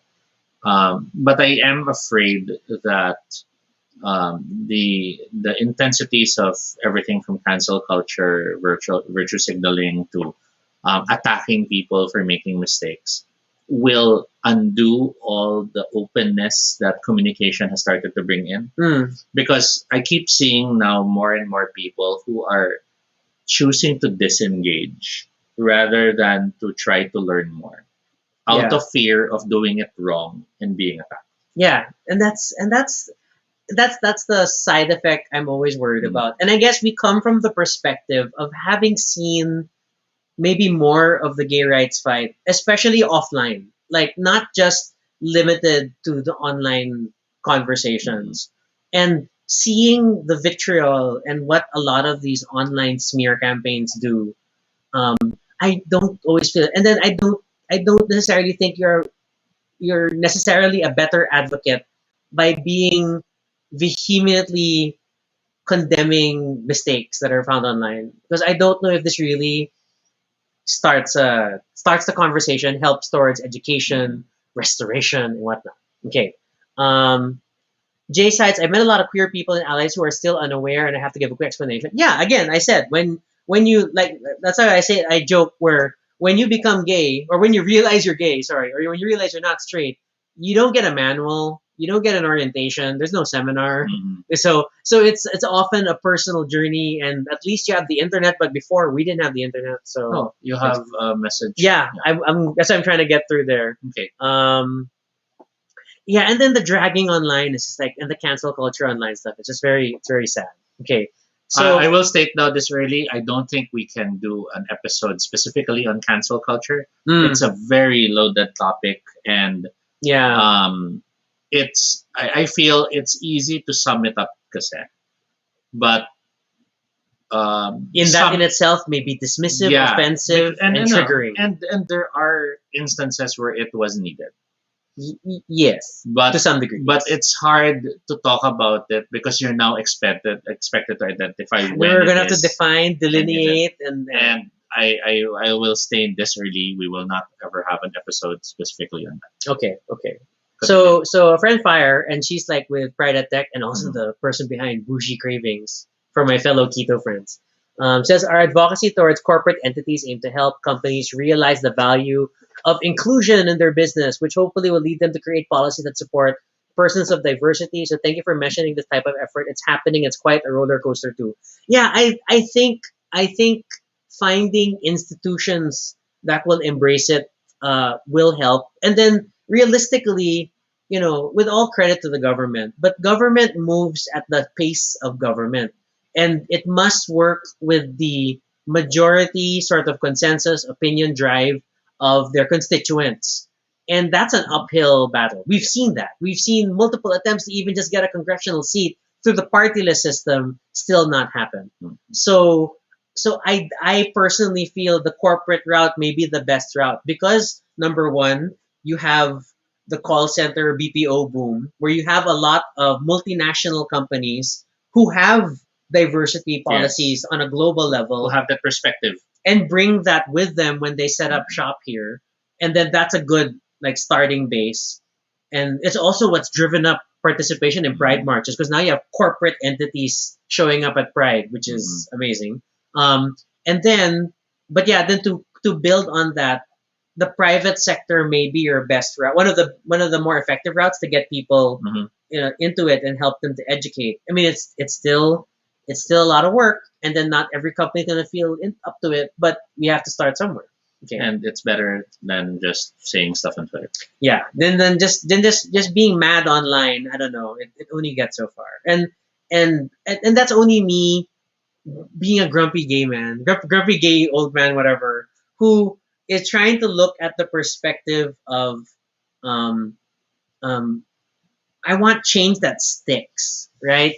I'd even add that we know friends who'd get mad online, Yeah. but then act. Yes. They reach out. They do the groundwork. They're volunteering. They contact the offending party. Mm, mm. They try to initiate dialogue, or in the case of, let's say, people they don't know, then they write a letter to the appropriate people.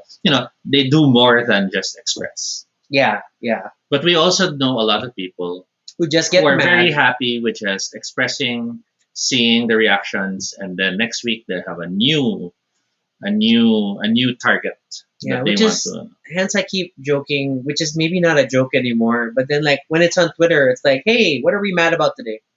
Because it's like Twitter is always upset about something. There's always something you're trying to direct anger towards, and it's sad, and it's super sad. And you can see the intent to get that. I mean, the very concept of the hot take. Hmm. This is my hot take today. It's literally I want to say this. I want to see how people will react. It's the same line of thought where it's like, come fight me. It's really like, challenge me, say I'm wrong, because I want to stir a pot. And that's not what we enjoy doing. So that's why we're not really there. I mean, I'm there to release and not to. Yeah, so Fire adds, in the early 2000s, we couldn't even get sponsors outside of Malate for That's the Pride true. March. This is true. And things have dramatically changed since then, and at the risk of pink washing, it's still a good thing. Yes. I mean, yes, it's hard to identify when corporations are being sincere in wanting to support LGBT rights? I mean, like, are they just doing it as a marketing ploy, but then their actual employment practices are questionable? And there's no guidebook, and then we're always like trying to figure out who we're supposed to cancel today, Mhm. right? So I also feel in terms of that one, companies will be insincere because Mhm. bottom line, they're companies, they're focused on the they're bottom line. businesses. But two, there is optics. Yeah, And the fact that you have more companies now co-celebrating Pride, even if they don't mean it, still makes more people see, okay, what is this Pride thing? Mm-mm. Why are they also doing it now? And those optics are opportunities, whether it's to talk about it, whether it's to get them interested, whether it's to get more people. As mentioned, nga, it's pink washing, but now that there's more movement, you kind of sometimes you It's- take advantage of yeah, it. and it's something that we can use to help those who don't have the channels to learn more about things. So those kids who might not have access to the internet as readily, so now they see, you know, as much as we hate with that billboard, um, Wow, subtle. the kids will look at it and go, parang okay, maybe it's not so bad kasi meron naman ng bench, di ba? Yung parang mga ganun eh. There is the optics involved, which can still do good. And I'm sorry, especially with the attention span of the modern was just internet discourse. I'm sorry, nobody online has the patience for an actual boycott. Mhm. It's like when the complicated stuff with Jollibee happened before about the LGBT person who had that case. Did you stop eating Jollibee for that long? I don't think so. It's the same thing. Like, remember, we're supposed to be mad at NutriAsia and related products because of their treatment of workers in their factories. But did you have your UFC ketchup? It's like it's what's this? Boycotts, for example, as a protest motion, only work if it is organized, collective, sustained activity. Mhm. But we don't have the patience for that, and we like what we like. So it's kind of similar to this. And like, as much as, like, yeah, I mean, like, I'm not a big fan of the Pac-Man Mhm. billboard coming up, but then I don't know if I'm always going to remember it when I'm going out. And like, I can consciously try to avoid bench to some degree, but I don't know if I'm always going to do In it. my case, I've accepted the fact that um, movements are movements, and they only really happen when there is movement. Mm. So, like, let's say boycotting bench, I don't really see movement. Um, but I'm still going to do my part when I can. Yeah.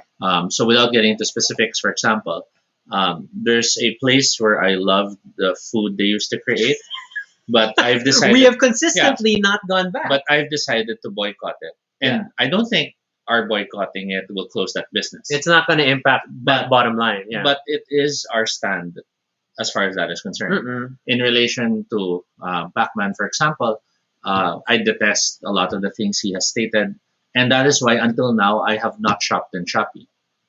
That's same. And Never you done know, to Shopee. and as much as it's so tempting sometimes, okay, it's available in Shopee. You know, I have chosen They not actually to. say Shopee's market share in Southeast Asia is now Yeah. bigger than Lazada. So it's not really making a difference because I'm not the person who will literally try to start a movement and tell people to stop shopping in Shopee. Mm-mm. But it's my way of at least doing that little thing, that it's my money that will not go there. But yeah, I think that's like a weird, great parallel example. It's like we can be super angry about the bench billboard now, and we want to cancel bench. But then, weren't we mad at Shopee for the same reason? And how many people are still shopping on Shopee? How many gay people are still shopping on Shopee and are happy for Shopee and the deals they find? And because it's they're just celebrity endorsers, and then they come and go, and it doesn't change what you're going to do sometimes. Now, it can be a statement. Yeah, it can and be. It can be a message. But accept it for what it is. Some people hold it so high in the sense that they feel like they're the ones who started it. But it's really a group effort. Yeah. Okay, so yeah, the core discussion today is SOGIE, and I feel like all of our Baduy Pride episodes touching on LGBT topics are inevitably going to go in this route, only because it is the nature of the conversation that Mhm. whenever we talk about core LGBTQI plus concepts, um, then inevitably the gay rights challenges are going to come up, and then Inevitably, emotions come in. Inevitably, coming out stories or struggles to find yourself are part of the narrative because they're all interconnected. yeah, In and many ways, that's why we became geeks. It was mm-mm. part of our way of escaping to find a world where things could be more ideal. There are all these little connections. That's why some people love pageants because they can imagine a world where it's more It's beautiful. why I love Star Trek, even though for most of Star Trek's Mhm. career they have not had explicitly gay characters Mhm. because US TV, and it's only recently that they're very specifically stating people are queer, and I'm happy for it. But so even a show that has literally been about acceptance, progressiveness, infinite diversity, infinite combinations, even they get things wrong, and Mhm. it's taken a while for them to evolve their language in the right space. Hi, Nick. So, Noel does share, everything starts small naman. Malay natin. So, like now, I remember bigla Shopee.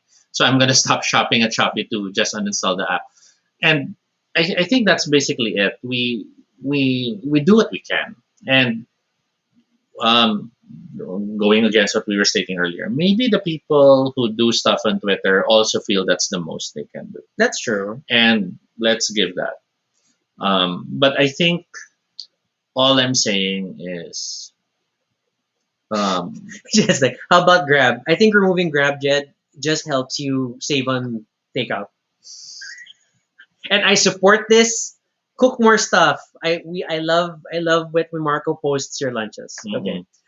I still have instant soup for you. I think they're okay. I don't think they're gonna want to go back to that Yeah, because but I the did buy instant soup was from a I did particular buy period. extra for them in case they needed it. Yeah. And I can't eat that soup because it's very carby.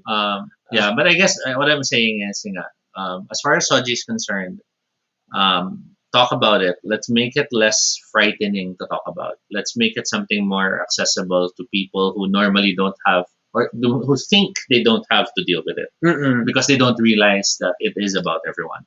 Yeah. So And sorry, yeah, finish. and in addition to that is let's just try to understand that as much as there will be a lot of anger and hatred out there, they're all possibly coming from the same intention, which is to try to make things better. Whether we then join them in anger or instead try to be there for those who might find the need for a more um, communicative ear, that is up to us naman to decide. Yeah, and then I guess so. And then that's a good sort of takeaway from all this is that look, we just spent almost 2 hours trying to explain Soji, and I don't think we're there yet. Mm. And that's what it's going to be more often than not.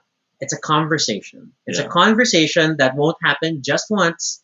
It's going to have to happen more than once in different methods and trying different models. And maybe you should get puppets. I don't know. Mhm. But it's going to take time. And uh, going back to the whole concept of like little actions and little things and the actions of one. I mean, as a geek, as a Dune geek, uh, one of the pieces of imagery that always struck me about Dune is how there's that image of how a single grain of sand can change the face of an entire sand dune. Because Mhm. once one starts rolling, then it can push everything like an avalanche. Mhm. And that was a lot of activism and advocacy is like, where you start on your own and you don't know if it's doing anything, but you just keep going and see how it goes. And if we really want understanding of SOGIE to advance in order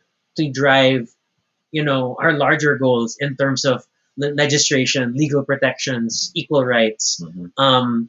then it kind of falls to all of us to have open and earnest conversations about it, and not overly aggressive conversations or not overly defensive ones, and and come from a point of trying to really find common ground and wanting to help them understand. Mhm. And we talk about a lot of the gay rights movement, about the LGBT community as being about love. And I think we shouldn't lose sight of that. And I'm not I'm not perfect. I've engaged in my fair share of online fights and whatnot, and I just now at this perspective, after watching so many people fight on Twitter about this or that, is that um, I am definitely I'm in the camp now where I'm not seeing its long term value Mhm. for contributing to change. And if we really want to be meaningful about change to advance better legal protection for the LGBTQI plus community. And I'm sorry, I don't always say LGBTQI plus because it's so long. I'm like I'm an old person. I say LGBT or queer, Mhm. um, but yeah, it's going to take all of us working on it. My I volunteered with Metro Manila Pride for a Mhm. few years, and that got me both excited and then jaded and then bitter, and the whole journey of being a Pride volunteer. Um, and I think what this is it's it's always a challenge. It's always a challenge, and naturally there is an impatience to want Mhm. things to happen now, and um, and it's not. We have to accept it's not. That it's going to take time. And it takes work, and we just have to keep pushing and pushing. And but I feel like also being a marketer, Mhm. that our message has to be packaged in a manner that will reach people, that will resonate, that people can accept. And if we're just going to say the same thing over and over and expect they understand soji soji soji without taking the time to help them explain, help them understand, to hold their hand, to take them on Mhm. this journey, then it's going to be a long time. Now, this is not to say that anger is never warranted. Mm. There are times, there are people, there are instances when enough is enough.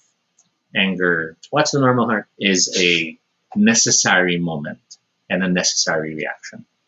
But if we choose to see everyone as the enemy and to always respond in anger, then we have done the job of those who are against us for them because we have made others see us as their enemy. But yeah, I guess that's it. Is there anything else we'd like to add? But I think I've covered what I have. Do you feel there's anything last few statements There's for you? always going to be something to say, but I think this is a lot. And then there are other comments, and well, I I will. guess we'll close with the I will comments. share. Yes, Noel. Support Transportify because we love Noel and we love Transportify. Hey, they delivered my washing machine perfectly well. And Mhm. then if ever we move, I know who we're gonna call, and they helped me close my office. Testimonial. Okay. And then Jay nicely says, of all the things to normalize, I believe it should be conversations like these. And hey, we're not perfect, but I think we know we're not perfect. We know we're not going to get it right, but we're trying. Mhm. And I think a lot of us need to, one, try, and two, accept that people are trying.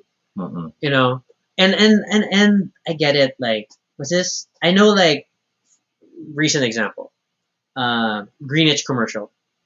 I didn't like it. A lot of people liked it. Mhm. A lot of people says like super, oh, it's super gay rights, gay rights. And then, admittedly, my bitter advocate self felt like, no, it's not. I still feel like we're the joke, and it's not Mhm. enough. Mhm. And and I got flack for that, for expressing that opinion online. And well, I didn't really, because that's my opinion. I'm valid. I'm entitled to how I felt about it. Uh, but it just stresses like our different perspective on things, Mhm. and then the next week suddenly we're all angry at we're all angry at Pacquiao on the bench poster and stuff, and like, okay, so there, and I bring this up only because um the and I've been saying this since like I volunteered for Metro Manila Pride. Our greatest strength as an LGBTQI plus community is our diversity. Yes. Our biggest challenge as an LGBTQI plus community is our diversity. Yes. Because you are asking a wide range of people to come together and get into unified action when we are so different, when we have different priorities, Mhm. different struggles, different challenges, and we don't necessarily understand one another Or see within each the other group. as allies. Yes, yes. Oh my God! You know, there's even there's like recent online conversations that even the term allies is now getting Yes. questioned, and like, Exactly. okay, okay, that's our conversation today. So that's how things do. And um, this is not to say it's impossible. It's just harder. And just looking at the wide spectrum that is SOGIE, which is so many things, I think an earnest effort by all of us to better understand SOGIE may also help us better understand the community we are supposed to be a Mhm. part of. And it's like, weird example, it's like war in the sense that you don't get to pick who you're fighting beside. You Mhm. don't get to pick who are in the trenches with you. But we are on the same side. We are fighting for the same thing. And we're not just talking about gay people. Yeah. That's the biggest clincher that many forget. When people are very focused, they're so hyper focused, they just think, this is us and everyone else is wrong. But again, Soji is everyone. Yeah. Even just us. And like the fact that I identify as gay and Toby identifies as bi is difficult. Is difficult because it's easier to just assume that we're gay. We're both gay Mhm. because we're in what is typically known as a gay relationship because it's two guys.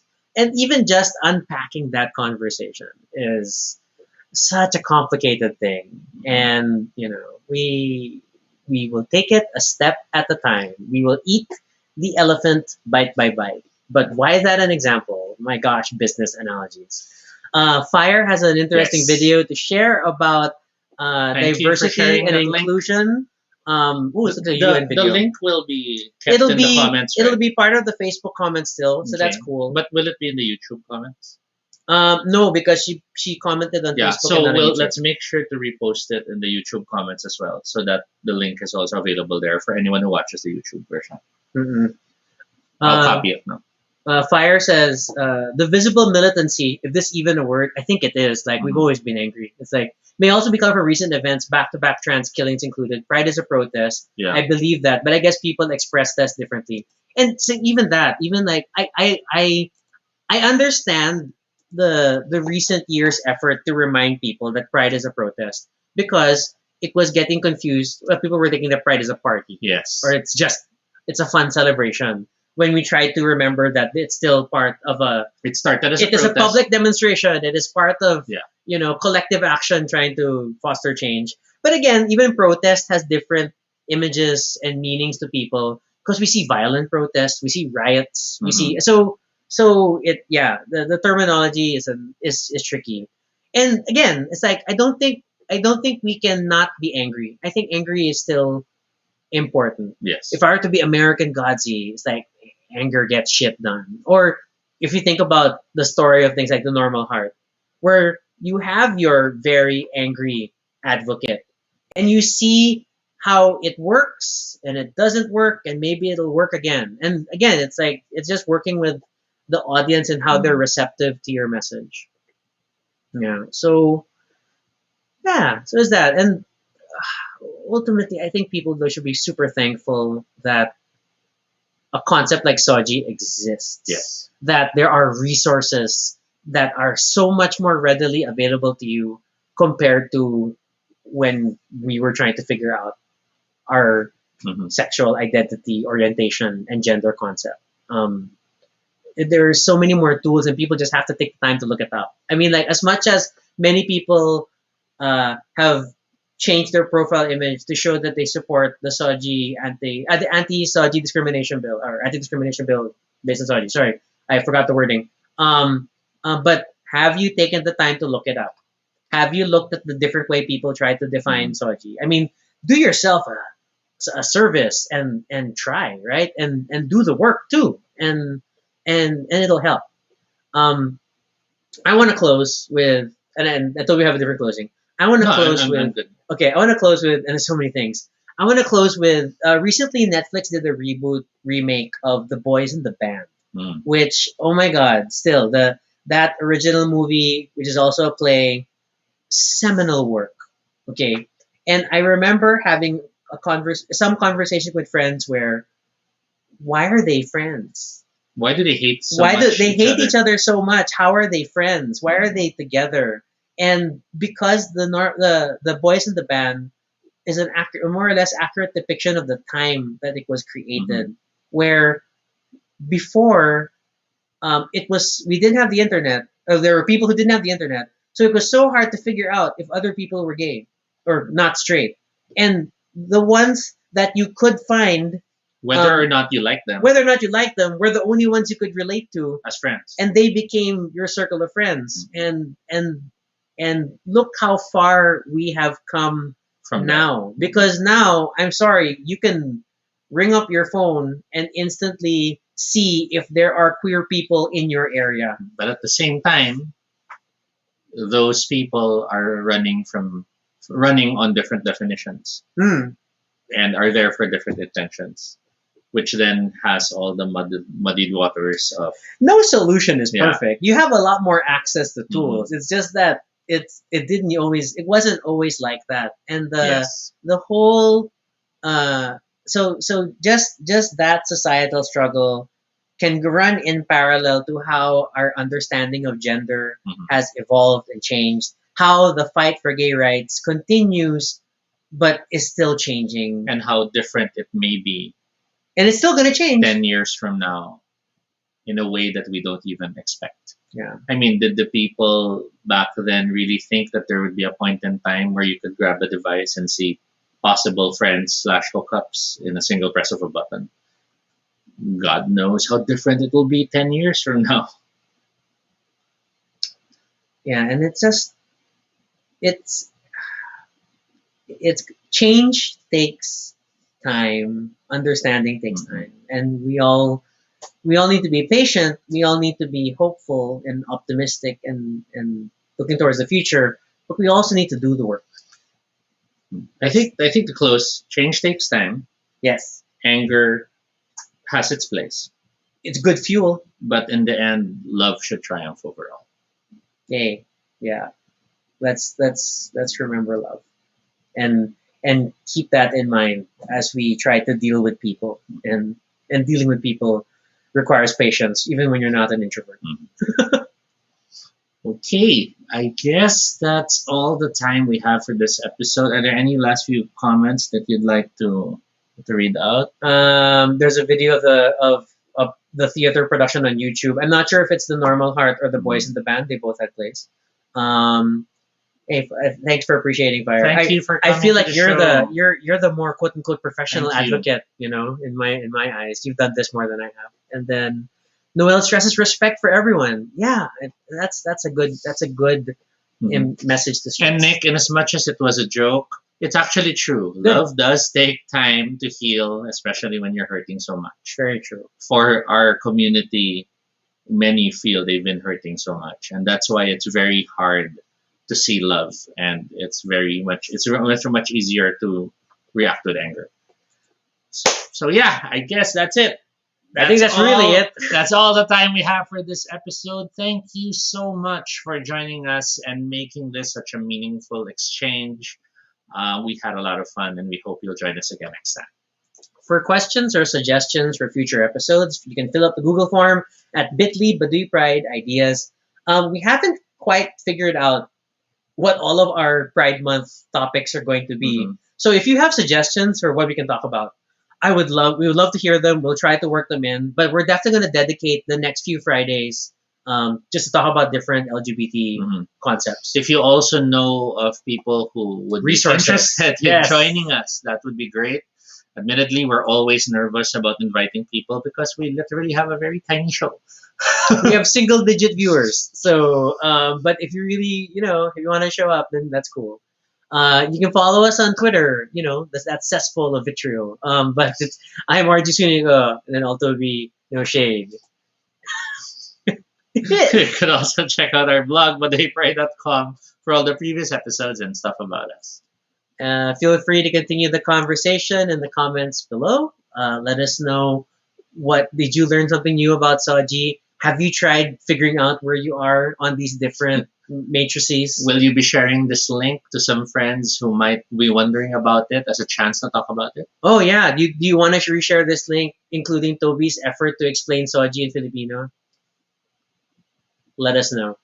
And be sure to subscribe for notifications, whether on Facebook or YouTube, so you don't miss our next live stream. Once again, I'm Rocky. And I'm Toby. And this is Baduy Baduy Pride. Good night, everyone. Thanks for watching.